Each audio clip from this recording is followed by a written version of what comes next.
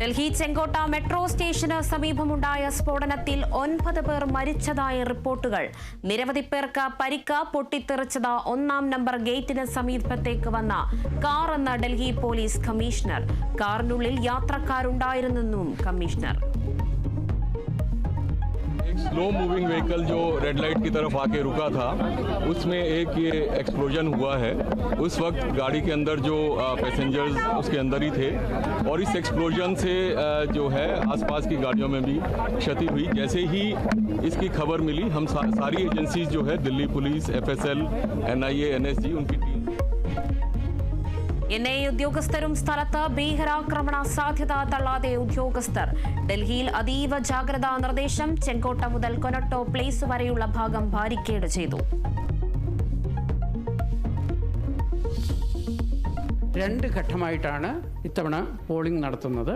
തിരുവനന്തപുരം, കൊല്ലം, പത്തനംതിട്ട, ആലപ്പുഴ, കോട്ടയം, ഇടുക്കി, എറണാകുളം ജില്ലകളിൽ 7 ജില്ലകളിൽ 2025 December 9 ചൊവ്വാഴ്ചയായിരിക്കും polling. Thrissur, Palakkad, Malappuram, Kozhikode, Wayanad, Kannur, Kasaragod ജില്ലകളിൽ 7 ജില്ലകളിൽ 2025 ഡിസംബർ 11 വ്യാഴാഴ്ചയായിരിക്കും പോളിംഗ്. സംസ്ഥാനത്ത് തദ്ദേശ തിരഞ്ഞെടുപ്പ് തീയതി പ്രഖ്യാപിച്ചു. വോട്ടെടുപ്പ് ഡിസംബർ 9, 11 തീയതികളിൽ 2 ഘട്ടങ്ങളിലായി. ആദ്യഘട്ടത്തിൽ തിരുവനന്തപുരം മുതൽ എറണാകുളം വരെ, തൃശൂർ മുതൽ കാസർഗോഡ് വരെ ജില്ലകളിൽ 2-ാം ഘട്ടം.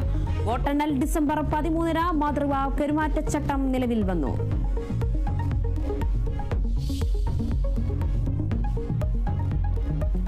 തിരുവനന്തപുരം നഗരസഭ തിരഞ്ഞെടുപ്പിനുള്ള സ്ഥാനാർത്ഥികളെ പ്രഖ്യാപിച്ച LDF.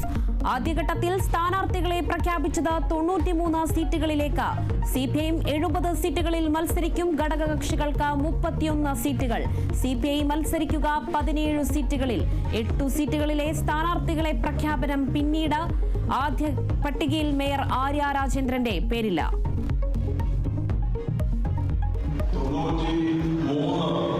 സ്ഥാനാർത്ഥികളെയാണ് ഇവിടെ ഇപ്പോൾ LDF പ്രഖ്യാപിക്കപ്പെടുന്നത്.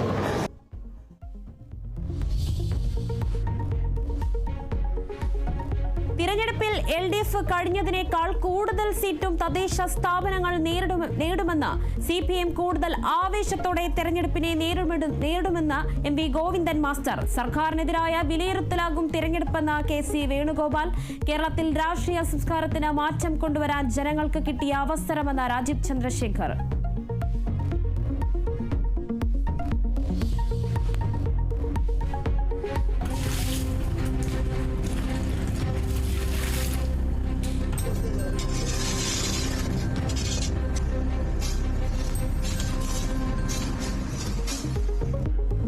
കൊച്ചി തമ്മനത്ത് വാട്ടർ ടാങ്ക് തകർന്നതോടെ നിലച്ച പമ്പിംഗ് നാളെ വൈകിട്ടോ മറ്റന്നാളോ പുനരാരംഭിക്കുമെന്ന് ജലവിഭവ വകുപ്പ് മന്ത്രി. തകർന്നത് ജല അതോറിറ്റിയുടെ 1,38 ലക്ഷം ലിറ്റർ ശേഷിയുള്ള ടാങ്കിന്റെ ഭിത്തി. 12.5 ലക്ഷത്തിന്റെ നാശനഷ്ടമെന്ന് ജില്ലാ കളക്ടറുടെ പ്രാഥമിക റിപ്പോർട്ട്. വെള്ളം എത്താത്തിടത്തേക്ക് ടാങ്കർ ലോറികളിൽ വെള്ളം എത്തിക്കുമെന്ന് മന്ത്രി.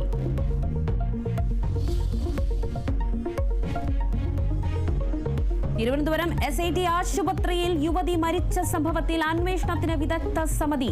മെഡിക്കൽ കോളേജിന് പുറത്തുള്ള 3 വകുപ്പ് മേധാവികൾ അന്വേഷിക്കും. റിപ്പോർട്ട് ഉടൻ സമർപ്പിക്കാൻ ആരോഗ്യവകുപ്പിന്റെ നിർദ്ദേശം.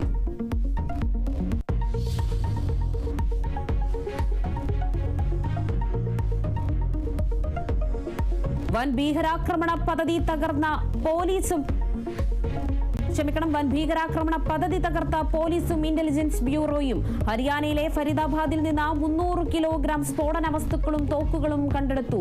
ജമ്മു കാശ്മീരിൽ നിന്നുള്ള 2 ഡോക്ടർമാർ പിടിയിൽ. സ്ഫോടന വസ്തുക്കൾ കണ്ടെത്തിയത് ഇവരുടെ വാടക വീട്ടിൽ നിന്ന്. പിടിയിലായത് ജയ്ഷെ മുഹമ്മദ് ഭീകര സംഘടനയുമായി ബന്ധമുള്ളവർ.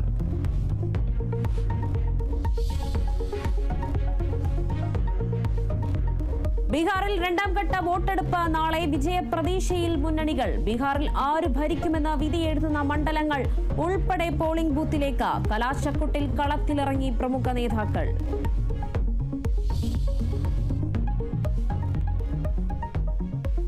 40 ദിവസമായി തുടരുന്ന അമേരിക്കയിലെ അടച്ചുപൂട്ടൽ അവസാനിപ്പിക്കാൻ ധാരണ. ധനാനുമതി ബില്ലിന് ജനുവരി 31 വരെ അംഗീകാരം.